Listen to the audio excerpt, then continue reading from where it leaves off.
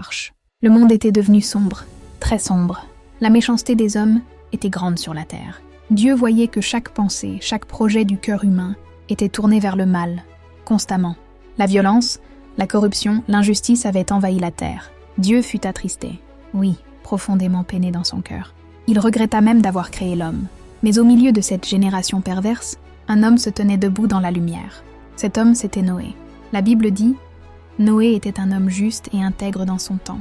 Il marchait avec Dieu. » C'est cette fidélité, cette obéissance qui toucha le cœur de Dieu. Dieu choisit alors Noé pour accomplir une mission divine. Une mission étrange, une mission immense, construire une arche. Dieu annonça à Noé qu'un déluge allait venir. Un jugement sur toute la terre, un effacement complet, une réinitialisation de l'humanité. Mais Dieu ne voulait pas tout détruire. Il voulait préserver la vie, sauver un reste fidèle.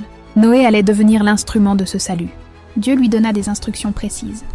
Longueur, largeur, hauteur, étage, ouverture. Chaque détail comptait. Imagine la scène. Un homme construisant une immense arche, sous les moqueries des voisins, sous les rires du village.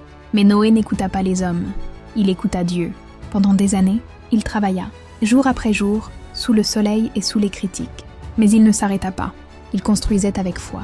Chaque planche, chaque clou, chaque poutre était un acte d'obéissance. Il ne comprenait peut-être pas tout, mais il faisait confiance. Dieu demanda aussi à Noé de faire entrer les animaux, 2 par 2, mâles et femelles, de chaque espèce, et 7 couples pour les animaux purs. Noé obéit à tout, sans rien laisser de côté. Car il savait que lorsque Dieu parle, c'est sérieux. Le jour arriva, le déluge fut déclenché, les portes de l'arche furent fermées. Par Dieu lui-même, la pluie tomba, forte, puissante, sans arrêt. Les sources des abîmes jaillirent du sol, et toute la terre fut submergée. 40 jours et 40 nuits de pluie, les montagnes furent recouvertes. Et tout ce qui vivait hors de l'arche mourut. Mais Noé, sa famille et tous les animaux étaient protégés. Ils étaient en sécurité, cachés dans l'obéissance. Car l'arche représentait bien plus qu'un bateau. Elle représentait la grâce. Après le jugement, Dieu se souvint de Noé. Le vent souffla, les eaux baissèrent, et l'arche se posa sur le mont Ararat.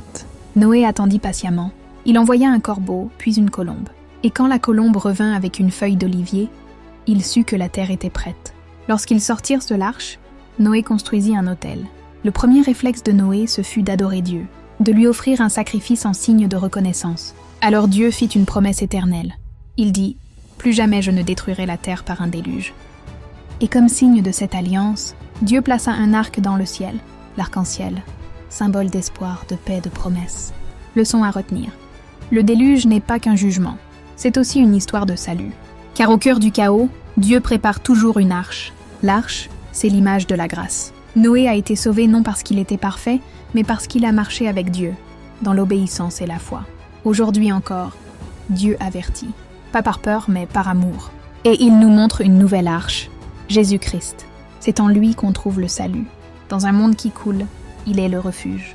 Celui qui ferme la porte, pour la garder fermée sur l'ennemi. Conclusion.